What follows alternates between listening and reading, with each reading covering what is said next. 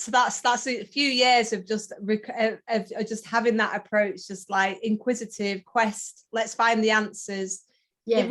I really got the impression that that the experts let you down. You know what you've just said. If you were older, then you could access some support, but if you weren't of that age, then you didn't really have any support. And it really felt like your GP, the consultant, the optician, the psychiatrist, they just didn't have any answers for you.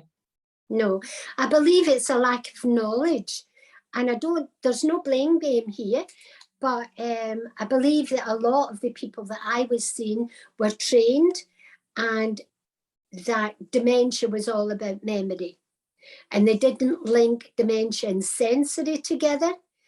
So how could they give me what they didn't have, which was the knowledge to signpost me up to get help and assistance? So that's when I went on this journey of discovery, and I thought, well, if they don't know, I'll soon find out, and I'll go back and tell them.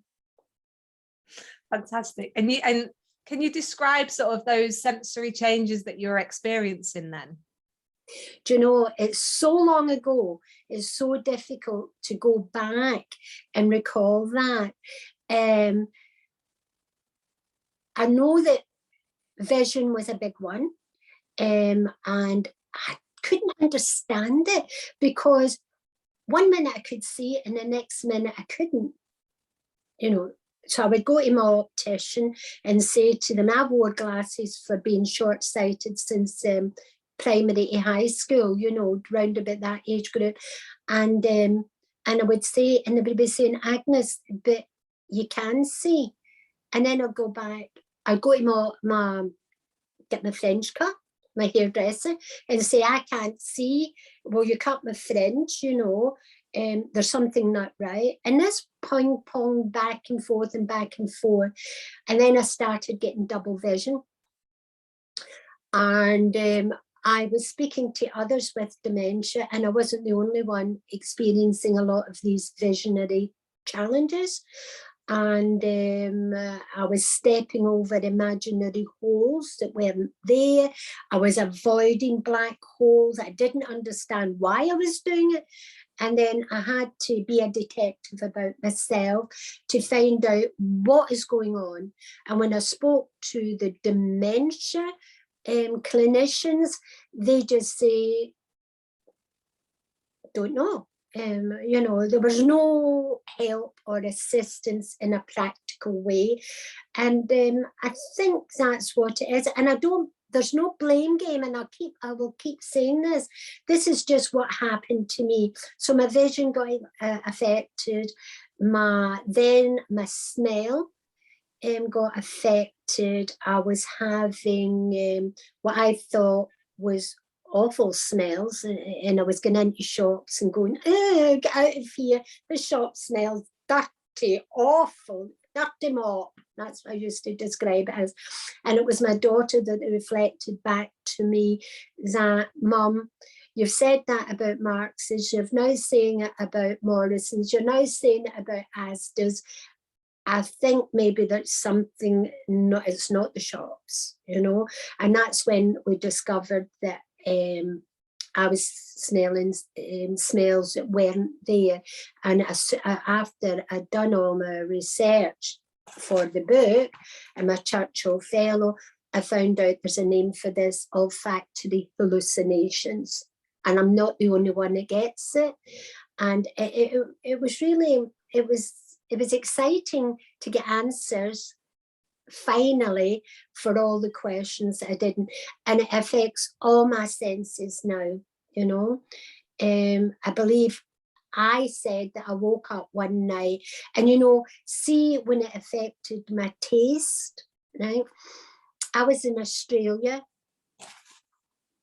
doing research for my book, and I liked red wine, right? Not any red wine. I was very particular about my wine, connoisseur, and I liked it. And I started out in Australia. I was only there for a fortnight or something like that. And I started out in Australia having a drink of my red wine. I was at this event. They always have big dressy uppy doey things after the event, especially Australia. and I was all dressed up and I was having my wine and I spat it out. And that is what it is. It is a automatic response to something that tastes like poison, awful. Your body just wants to eliminate it. All over the lovely Colin, who was director of Ham and Care or something, bigwig anyway. And he said, "What are you doing?" I said, "Colin, that's cheap, awful wine. I can't drink it." He got me another glass. And then we discovered, and I've never had a glass of wine, red wine, since. The next thing that went was my coffee. I was a coffeeholic. Again, it was certain coffees, the best for me, my taste, and everything. I've never had coffee since. You know, all the good things in life went, you know, but I can still take chocolate. There's a relief. I was getting worried. Did we lose chocolate as well? No, not Good. yet. Good. And someone asked me, someone asked me at an event, I was presenting at this wellness thing and talking about this, and someone says, "Does it ever come back?" Well, sad to say, in my case, no. But what my tip to them was, but never stop trying. Right? It was his mum. I says, the favourite wee foods, put wee tasty bits of it on a platter and just encourage them, because you never know, because the brain, what we know about the brain, it's like an iceberg. The bits we don't know are all hidden, and we don't know very much. So just keep trying is my suggestion, you know, and expect it to be spat out, you know. Well, so you've given us a glimpse of the whole talk there, which is absolutely fantastic. And you keep, I mean, I love how this, while you were writing this book, you had to travel around the world. I mean, that's not a bad thing. I've got to do my research. I've got to go to Australia. How did that book come about? Well, it started about when it first, I was getting told that I was a precious flower and I was the only one experiencing all of this, and it couldn't possibly be dementia. And that's me being polite about it, because they weren't as polite when they were telling me that, you know, and suggesting that I go and get another diagnosis. You know, I did go, and it cost the NHS money because I got rescanned, redone, whatever, because I was wanting to know, and I was convinced they were right, you know. I know they weren't right. My diagnosis was reconfirmed, and I now don't pay attention to anybody that says anything to that. So I thought, okay, the professionals aren't telling us, or I'm not seeing the right clinicians that have the knowledge to tell me. But others with dementia were telling me, when I asked them, that they were experiencing similar challenges. And Life Changes Trust in Scotland, they had peer-to-peer support funding. And my daughter was a community nurse, and I asked her if she would support me to do a booklet, Dementia and Sensory Challenges. And this was the first wee booklet. And you can get it free online. Google it, go on YouTube, you'll see other people with dementia describing it. Now, this little booklet, I think they gave me something like £7,000. My daughter was out of pocket, you know, because it took more than £7,000 to print and do all of this and get it designed. But it's been transcribed into 8 different languages. It's gone international because other people needed it. Not because it's a brilliant written booklet, you know, not because there used to be a DVD with it, but apparently that's obsolete. So it's now on YouTube. It's had massive amounts of hits, according to my daughter. And, you know, my daughter still gets people contacting her and saying, my marriage was breaking up until I read this booklet. And now I realise that it's dementia and its challenges, but nobody was answering the questions, and you have, you know. So it went with that. So everybody was claiming it it was a success. But in my opinion, it wasn't a success, because nothing was really changing for people newly diagnosed or us at the coalface. And I was bemoaning this verbally at a big conference, and a carer says to me, Agnes, why don't you do a Churchill Fellow? You travel to learn and you bring it back to the UK. And being naive, I says, you're okay, send me the link and I'll do that. I applied. I didn't realise how difficult it was, you know, and hey ho, I went through the process, and you know, people get eliminated, and I moved forward, and I was granted this. And by this time, I couldn't travel because I'd developed respiratory stuff, and I was already committed to going to Australia. And I thought, well, I could use Australia, but no, I couldn't, because I was already committed. So choose a place, and I looked, and I thought, Canada is doing massive work there. So I went to Canada, and I went to Ireland, which was just a hop over the water. And I found lots of the tips that are in here and that what to do. And instead, I wrote a report that Hammond Care, who sponsored me to go to Australia, they gave me a loan of Dr. Julie Callesti to collate all my research that I gathered, and we done it, and we made it into this so that everyone could read it. Because I don't know about you, but you know, these reports sits on shelves and nobody has time to read it. Where I wanted this to be a working document, like a dictionary that you took it back and forth, you know. So that's what it is. And you can get it as an audio book as well. So that's how it evolved, you know. And my daughter said to me, you promised me that this would be the last one. Here you are, pulling me away. I took ill in Canada because I knew I wasn't fit to travel, and ended up experiencing their hospital due to respiratory. And but hey ho, it's fun, and that's the excitement of it. You've got to play with your dementia, you've got to weigh up, you know, and be careful, but you know, don't let dementia hold you back. And that's been my experience all along. And I know lots of people like Joy, like Tommy Dunn, they don't let it hold them back, you know. No, they don't. They're out there challenging it every day, aren't they? Yes, yes. What I really like about Talking Sense, I like things that are simple. And it is, you go through the senses and you introduce these ideas to us, and you give, there's loads of lovely case studies, and that always helps me understand what's being said. You use something called brain blindness when we're talking about vision. And I wondered if you could tell us a bit more what you mean about brain blindness. Yeah, and that phrase was coined because me and one of my pals with dementia, who sadly died, and his name was Peter, and he'll forgive me if I get it wrong, and he was experiencing the vision issues as well, and spatial awareness. So he was ever touching my legs and my knees, you know. In Scotland, we call that being touched up, you know. But anyway, and it was his dementia. And I was telling him about mine.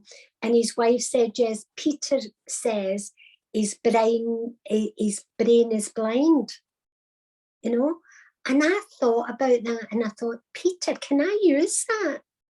And he said, of course you can. So that's where the term came from. And what it means is that I wrote it down because I had it written down so that I didn't, so I wasn't waffling on forever, because you know me, I can talk for Britain. So what it is that for me, it means that my eyes are perfect and that I can see with the assistance of the right lenses, nice frames, I hope, I can see okay. But my brain doesn't interpret the information that goes from your eyes to your brain. And when it does interpret it, sometimes it's not as clear as it should be. and other times it's not immediate. So you've got this delayed reaction. And if you ever watch a television and you get sound distortion and the distortion of the picture when it's not, the waves are not, that is how I see and how I hear, actually. So that is what it is. So I've always said, to remind me and others, that you don't see with your eyes, right? It's your brain that interprets the picture that your eyes send to the brain, you know, and that's why I call it brain blindness. I don't know if that makes sense, but that's what I do. Oh, it makes absolute sense, and it was a really good description for anybody who doesn't have it to understand, you know, what a major challenge that is for you. Just going to the shop or traveling around your house, it's a big challenge. Yeah, and typing, being online, and because I get double vision, and a lot of people get double vision with this as well. So so you're that's why sometimes you'll see people go to lift a cup, and it might be double vision, so they don't know which one's the cup to lift. Sometimes they get it and others they don't. It can be spatial awareness where they don't, you know, and they hit the cup and spill it. So there's a lot going on that we don't know, you know.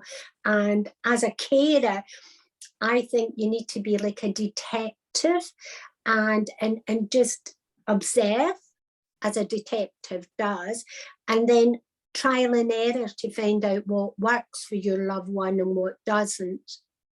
But you know, I think that's a really good tip for people to take away, just to think about what's going on and try and work it out, because you're right, there's never an easy answer. no. Trial and error and being a detective will help. Yeah, I personally, for me, I kept a diary, you know, for all my senses, and I have sleep issues as well and sleep challenges, so I keep a sleep diary, and just to find out what was I doing beforehand, am I excessively tired, blah, blah, blah. And then you can go to the clinicians, your GP or your nurse, etc., and discuss it with them and say, this is what's happening, what can you suggest? Get your medication looked at is another good tip, because a lot of medications can have side effects, and you can look at that and say, could this be, get a medication review to see if it's caused by medication. And it's just, but if you're a carer, you have to develop a tough skin and go in there and be persistent, you know. The other thing I like in the book is, as well as it being simple, which I like, is there are tips in there, and under the vision one, I'm thinking about night blindness, there's some like design steps that people can take to support people who might be having some brain blindness or double vision or any of those things that might impact on them. Can you give us a few of those examples, Agnes? Well, I think for me with the design, my home, again, I had to look at it and say, what is causing, you're looking at what my daughter calls it the 4 A's. You have to be aware of what the problem is, right? You have to accept it as well. You know, acceptance is a big one. So awareness, acceptance, and then adapt. You see, and the last one is avoid it, you know. So with various things, with the vision, I'm trying to think, I don't have large car. I have bright light everywhere. I need natural light, and thankfully I live in a home that's got big windows and I get natural light. So I need natural light to see. I need good tonal contrast. Now that tonal is different from making things bright green and bright red, because my home, I want it to be comfortable and I want it to be a home. So you go and you talk to the people who sell paint, you look at it and you get a tonal contrast. And if you want to know if it's a good tonal contrast, take a black and white photograph of not a coloured one, and you'll see the tonal contrast, which is always good to do. So I done all of that. For the hearing, you need soft furnishings. The tips for that is soft furnishing that absorbs sound, you know, not hard things where the sound bounces back at you. And you can buy for behind your pictures little round things that you can put in the back of it, and that'll help to acoustic. It absorbs sound and does stuff for its sound. So again, you have to do your research. Again, it's to be aware, find out what the challenge is, and then chat about it with your loved one or the people who you're caring with. And then, as I say, you become aware of it, you chat until you accept it, you adapt your surroundings and your design on it. There are lots of books on it, and I've worked with Hammond Care, they're big on design and that. And then the big one is, if you can't fix it, bloody avoid it. And that goes for people too. If they're too loud, too noisy, and you can't adapt to what have you, well, if they don't change to suit your circumstances, then you have a choice. Eject them. You in the book when you talk about hearing, you use a quote. You say, "It's so loud I can't hear," and you've just hinted there about how you've reduced sort of the sound bounce around your own house. But can you sort of explain a little bit more about "It's so loud I can't hear"? Yeah, because it's so loud that my brain goes into meltdown, right? And you know, you don't hear with your ears, right? It goes to your brain, and then it is processed, etc. So if it's too loud, it's distorted in. So I will hear some words, and it depends on the tone and the pitch. You know, sometimes it's not just volume, it's, you know, the way in the old-fashioned gramophones you used to have the bass high and this low and that. So it depends on all of that. So yes, so it got to this stage I wasn't hearing people, and I went to see if I needed hearing aids. I said, I can't hear, you know, and what have you. And I have perfect hearing. You know, and in fact, I asked for a gold star off the audiologist. I says, because I'm at that age, everything's falling apart. Can I have a gold star there, please? I said, because if it's 100%, I want it down in record. And so yes, so you've got, you know, right, I'm of a certain age, right? And I've lived with dementia now since whatever time, 2006. And things are starting to fade a bit. My hearing isn't as good. And this can be the aging process. Some things are caused by dementia, sometimes it's a natural aging process. But because of the dementia, the natural aging process, people with dementia aren't as good at adapting to the fact that they can't hear the way they used to. There's issues there that are never been researched, and it causes challenges and difficulties, you know. So I went on again a mission. Madonna used to say, oh, my mother's on a mission, you know, to find out solutions, because I'm a solution person, you know. And I would go on, what's the solution for Agnes, you know, and I would change the things to do with the hearing. I don't need hearing aids, which was sad, because if I did, I could have thrown them in the bin or in the drawer, as most people with dementia do. But I went on, and for my hearing, I discovered while I was doing the Churchill Fellowship that I now had hyperacusis. I had an intolerance to certain tones, pitches, and sounds, and it caused pain, you see.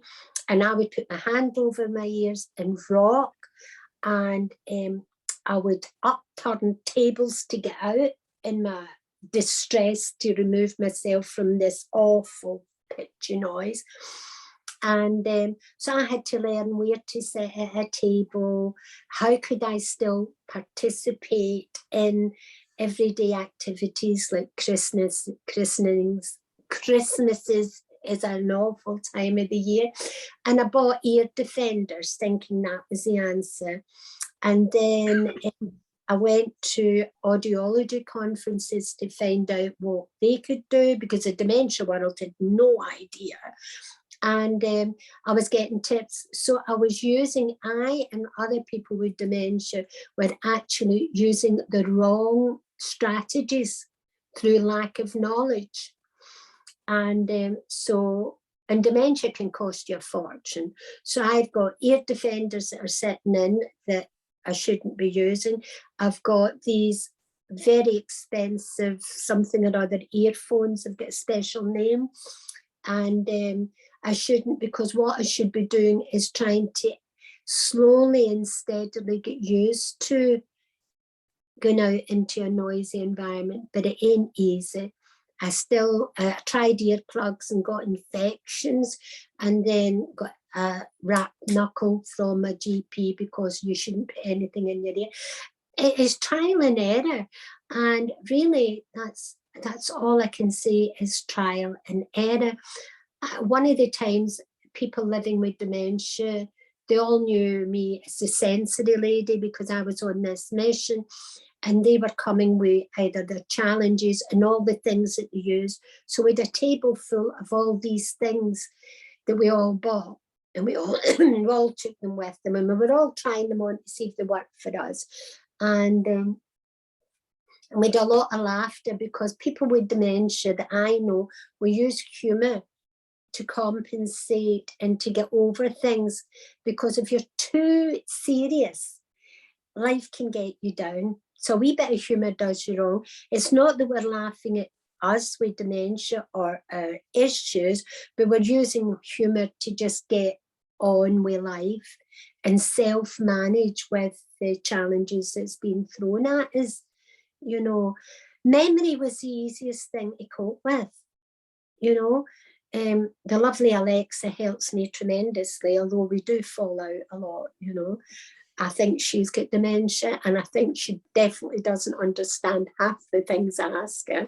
But anyway, and it's quite fun. So you buy in what you think can help, you try it out, and if it doesn't help, pass it on to someone else with dementia and say, I bought this, I tried, it didn't work for me, do you want to have a shot of it? You know, and that's the way we'll get by. Yeah, that's good. Thank you for that. I know certainly when I've been out for meals with Joy, if a door slams or someone like, you know, like with their cutlery over a plate, they make that squeaky noise, or a siren goes past, she's literally like, she's jumping off the chair. Yeah, and I have been in restaurants and, you know, percolating coffee, you know, and there is tips. Don't go near where they're serving, right, because they're very noisy and they do shout as well as bang and that. And I did speak to them one time in a restaurant and say, how do you work in this environment? Do you know that this isn't good for your hearing? And you can get on your phone decibel reader. I'd forgotten about that there, but I went up with this decibel reader, you know, an app for your phone. And I went up and I showed them, you know, I said, can you see that's a dangerous level, blah, blah, blah. And they said, you know, we're that used to it, we don't hear that noise.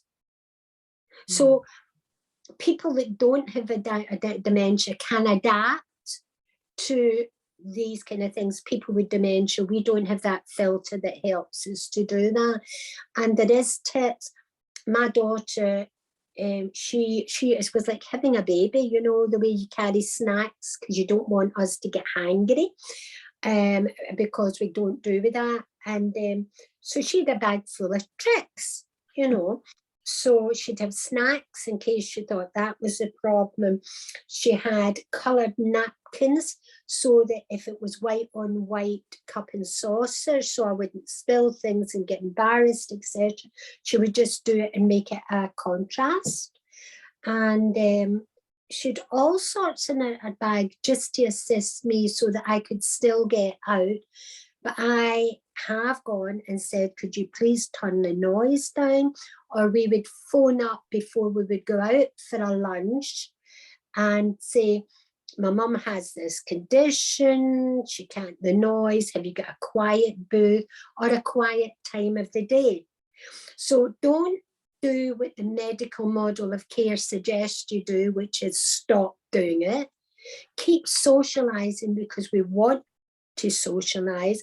Just try and make the environment suitable for us and try to make it aware, you know, people aware.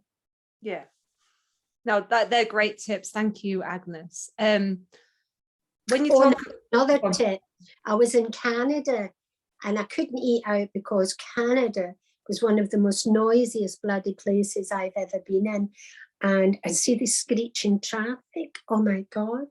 And so I didn't see much of Canada. And but they had the habit of, when you were sitting on the chair, they never lifted the chair. They just dragged it and it done that screech as if someone was taking.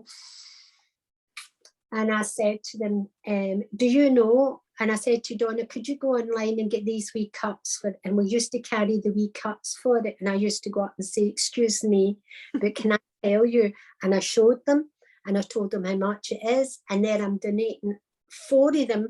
And can you put it on a seat? Because that seat, I said, I'm telling you, it's a nightmare. So I think in a way, what I'm trying to say is you have to be proactive if you want to be go into the community and try to find a friendly cafe that will make adaptations for you. And I'll, you know, because if you don't know, you don't know, do you? If you don't know, like that your music being on loud, do you think you're creating a friendly environment for people to come in that feels a bit hubby, a bit busy, a bit of noise? Or you don't know how much, like a chair dragging across the floor, or the fact that your doors slam and they don't have quiet closes. You don't know the impacts of all of those unless someone like you comes in and tells them. And then, you know, ideally, if they make it better for people with dementia, they're making it better for a lot of people, because now you've got a quieter, more relaxed place to go and have food. You know, and then Emma, my suggestion is do it in a fun, nice way, you know, and if adaptations are made, it's always good. I believe in buying a couple of cakes and saying to the staff and handing things in to show your appreciation. Yeah.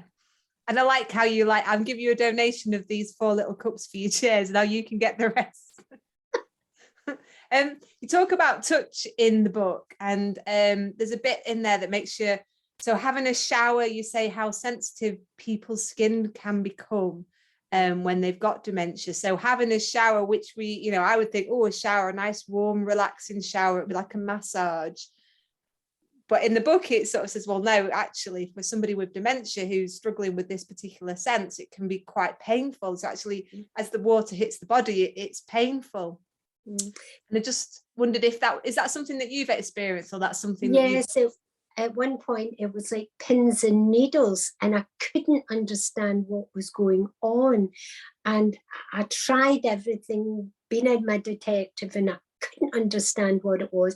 And it was when I was sharing it with someone else with dementia, they were saying, yes, Agnes, this can happen. It doesn't always need to stay with you, but at some point it can happen. So I says, what can I do? He said, put up with it. And I thought, no, there must be better than that. And then I asked some of the carers and they came up with other things that they used, you know. Autistic children can get a lot of these signs and symptoms. So I sometimes go on and find out what they do for autistic children to see, because you can't find it, not much, and certainly not when I started out all the years ago, 10 years ago, on this quest. I couldn't get any tips. Carers have been very kind and they've suggested it. And some of the suggestions is to get a nice soft towel and put that there and let the water hit the towel rather than right on the skin. you know. Another person said, if you get cream, a lovely smelling cream, and put it on the skin in a gentle way, if they can tolerate that type of touch, then that's a good thing as well. So there was lots of wee things that they gave us there what to do. Showers aren't the best thing, but I've got my baths out. I couldn't climb into a bath now because of my gait and that. So you just adapt and try to learn what makes it work for you. But again, it's back to the 4 A's. You become aware of what the challenge is. You have to accept it as a challenge. And sometimes that's a carer, because sometimes they have to accept that you don't need to have a shower every bloody day. You don't need to be that clean. And, you know, what did we do? Well, when my mum and dad, they'd a shower no, they didn't have a shower. They'd a bath once a week. And any other time, it was just, you know, I don't know what you call them. We would have called it a bed bath, but bed bath without a bath, a bed, you know. I mean, you would just do a gentle patting down, spray. There's all sorts of things you can buy on the market. You know, sometimes we're just taking the oils away from our skin, you know. So yes, but I wasn't aware that touch could become painful and that you could get a sensitivity until it affected me. And I can imagine, like, a lot of carers and people with dementia, you know, like, if you don't know that, it's something that you take for granted, you know, like an embrace, a cuddle with somebody, and suddenly that's not as enjoyable as it used to be, or a shower is not as, it's now painful, and oh, so and so doesn't want to go in the shower. Well, who would want to go in the shower if it was painful? You know, we wouldn't, nobody wants to experience pain, do they? So yeah, so again, it's back to, if you're caring for someone, you always ask the question, why?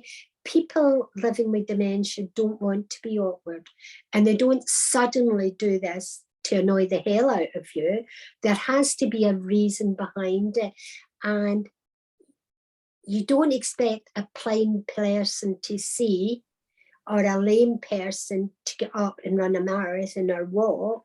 So don't expect people with cognitive abilities to be able to think a thing through to the way they used to. So please think it through for us and try to find solutions. And don't get put off if one doesn't work, because you just keep trying, and what works for one person might not work. And then maybe suddenly it won't work, but it worked for the last 6 months. Why? Is it being awkward now? Do you know what I mean? So you need to be kind to the person, but be kind to yourself too. Yeah, that's really good advice. You hinted then about not having a bath anymore because of your gait. And by gait, I think we're talking about balance. And I've noticed that people with dementia, definitely there's an increase in wobbliness, like standing up, there's a more wobble. Sometimes I've seen people leaning forward or leaning back and not realizing that they're leaning forward or leaning back, so their balance is well off. So just wondered if you could share a bit more about your experience of balance. Yeah, well, I was a great walker, and Joy, who you know, will say, I used to take off like a linty. I mean, I never waited for anybody because I was a nurse, and we learned to walk fast without running, you know, so we could move a fair distance without running. And so, yeah, and then suddenly I was going all to one side. I didn't know where I was in space. I couldn't sense myself standing, you know, and it became really quite a stressful thing, and I got slower, and then I started to fall. And is it my vision? Or being a detective, is it my vision? Is it because of I'm neurologically vision impaired now due to dementia, so it's affecting my everyday life? And we'll try to eliminate and find out what it was. And then I noticed, like you, all my pals are the same. They're wobbling about and suddenly they've got sticks. And when you say to them, say, oh, no, I don't have hip problems or anything like that, that's for my balance, you know. And it was more to touch, to say, where am I in space? To give that sense. And people with autism can do that. And then, but for me, it went on and I started to walk like a drunk woman, zigzagging just as well. I was off the bloody wine, I'll tell you. I was zigzagging everywhere like this. And I couldn't stop. It was the only way I could walk. And I wobble as well. And it's not the elegantest things to see. And I was a very elegant walker. And I've got firm, flat shoes. I don't wear heels. And it still was happening. And then I was with my friends and I heard about this in Australia. And they were telling us about, they have ologists for everything, neurologists, ophthalmologists, audiologists. If they've an orifice, they've got an ologist for it. So anyway, they had this gait specialist, right? And it was a neurological physiotherapist. And this lovely man, Peter McLaughlin, if you ever Google him in that, and he talked about this happening to people with dementia, and he goes on to tell you the reasons behind it. Now, I don't have time to repeat what he says, worthwhile looking him up, but there are neurological reasons why this is happening, and there are things that you can do, but there's not many people know what to do. But with Peter McLaughlin's help, I knew knowledge is power. Again, we're going back to, I found out the knowledge and I went and I asked my GP to refer me because I was having gait issues, which is what they called it. Okay, now in Scotland, to get your gait looked at, so they watch you walking in various and assess what it is, it's the podiatrist. And I thought they cut toenails. And I said, you know, to the man who's the podiatrist, he says, oh, no, some of us specialise in gait and they have different specialities within this. As I went in, and by this time I was walking with a walker or holding on to a support worker. So I walked down, holding on to the walls, wobbling like somebody else, like a toddler would do that's learning to walk, you know. And he watched me walk down into the room. My support worker was with me. And he said, and he examined me all in that. And he said, you walk down the corridor like a toddler. I've examined your muscles and you've got muscles like a teenager. And I said, that's because I do yoga.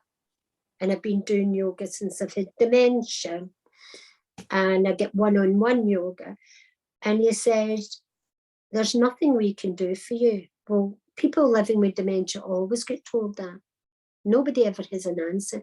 He says, this is neurological.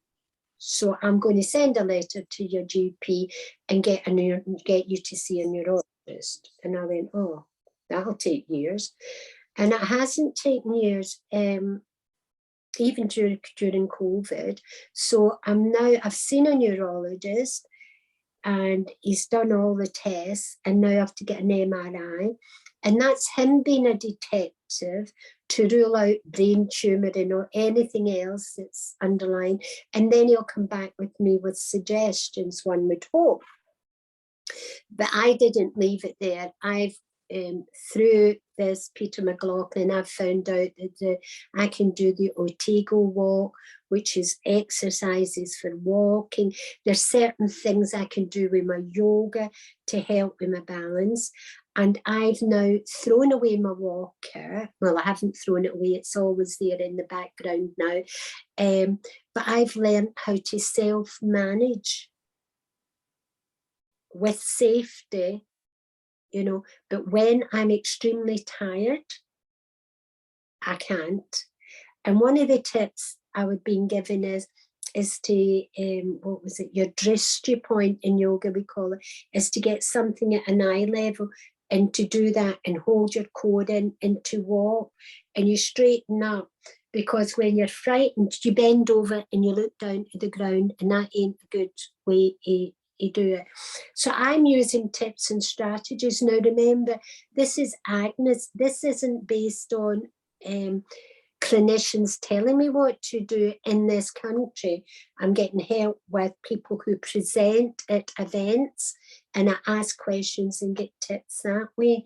I'm hoping to eventually, through books like this, through carers saying we want more, I get this, I can hear it in what is it? We want this. When do we want it? We want it now. There's a chant about something like that. I feel that we need a wee bit more activism to get this and find solutions. We need researchers to research it so that it's research based. We ain't going to get that without the people asking and encouraging researchers to do that, No, you're absolutely right. So there's a call out for action, everyone who's watching today. I'm gonna do my own call out now. So we've got 7 minutes left. We've got a couple of questions in the Q&A. If you have a question that you'd like to ask Agnes, then please type it into the Q&A. It's been absolutely fascinating so far, Agnes. So thank you so much. We'll have a look at what we've got. So we've got Margaret. Have you ever noticed the difference between reading still text and moving text, for example, rolling across the bottom of a screen on a news broadcast? Yeah, I can't. Reading is a challenge to me because I have double vision, and the words jump up and down like this, and across the page and things like that. So I wouldn't be able to read. And I've tried the rolling text when I've been given, like the presenters and things like that. But I can't even read notes and things. So I need to do it from the heart and the soul. I write them down, but I can't read them. So yes. So a wee tip is, not a tip, suggestion is, whoever you're supporting, or if it's yourself, have you been involved at any point in time with the army, the navy, there's a big long word for that, isn't there? The forces, yeah, the collective in that.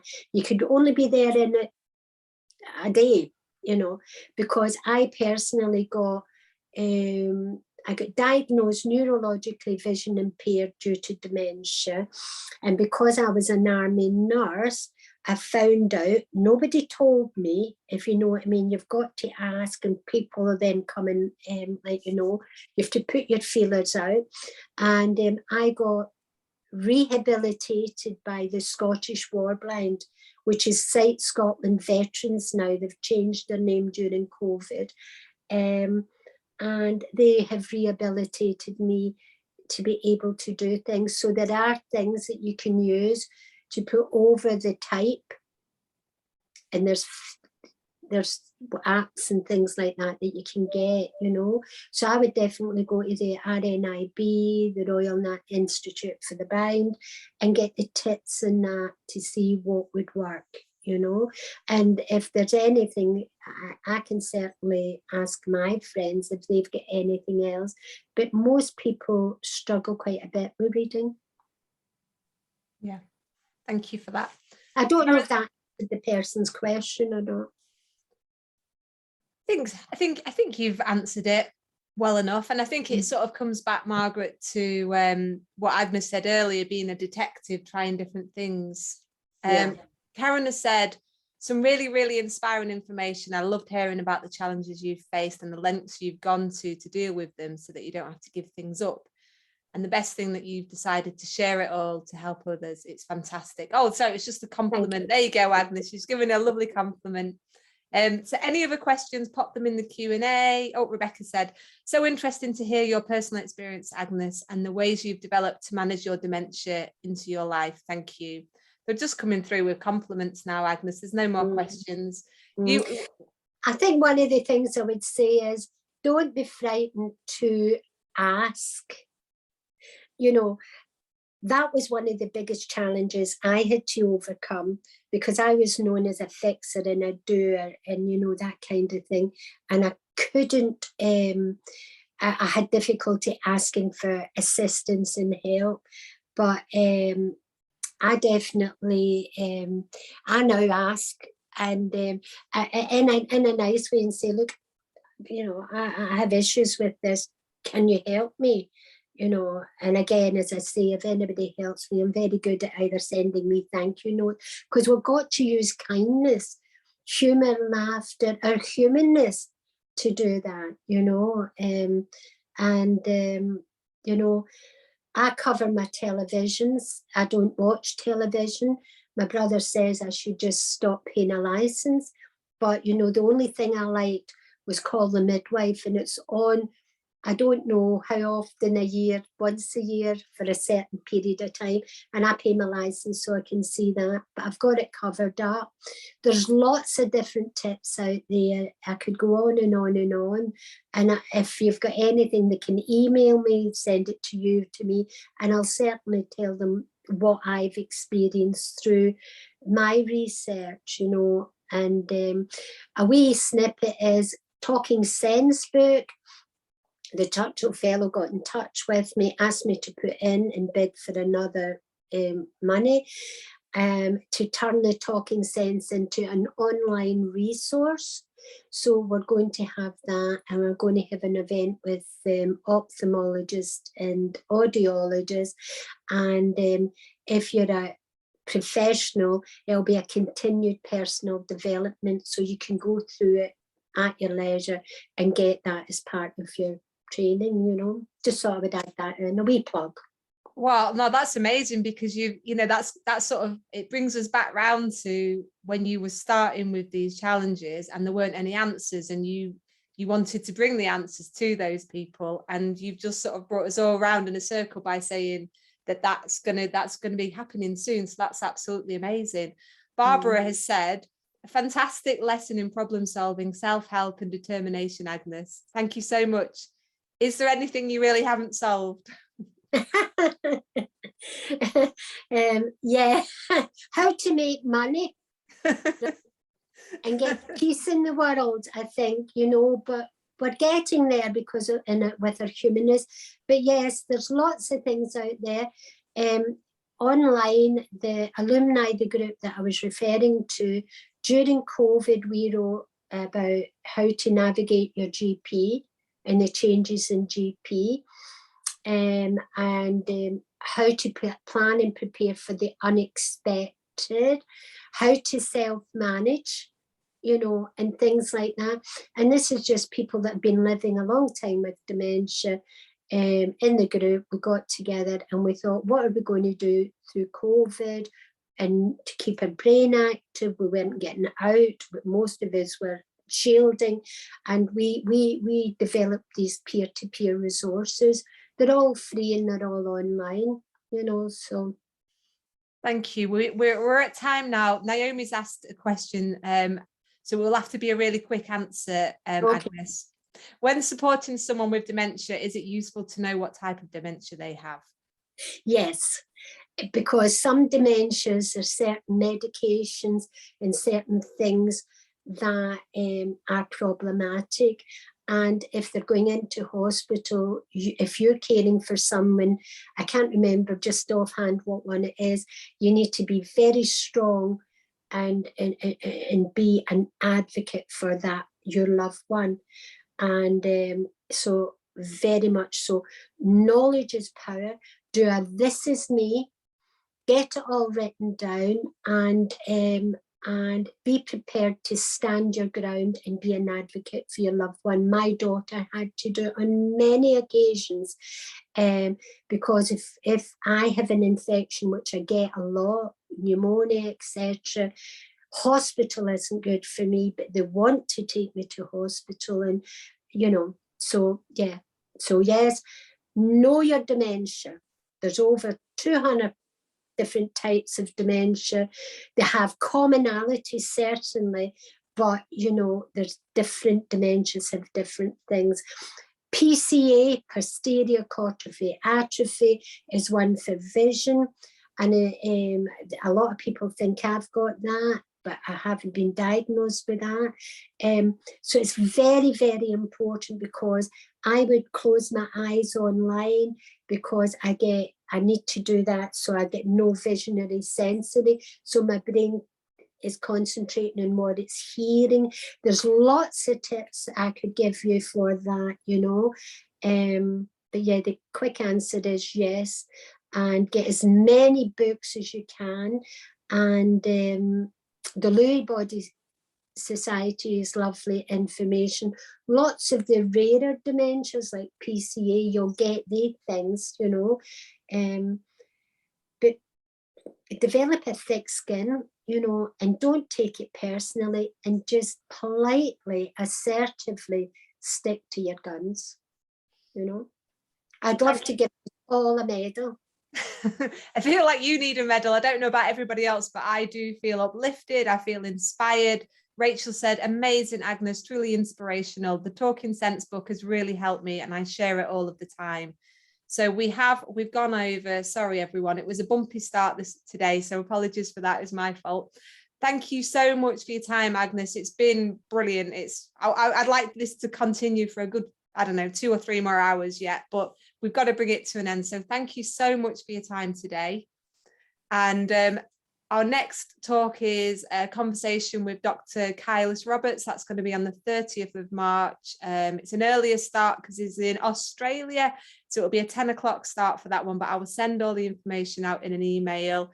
Thank you, everyone, for joining us today. And I hope you have a lovely afternoon. Bye, everybody. Bye from Scotland. Bye. Bye-bye.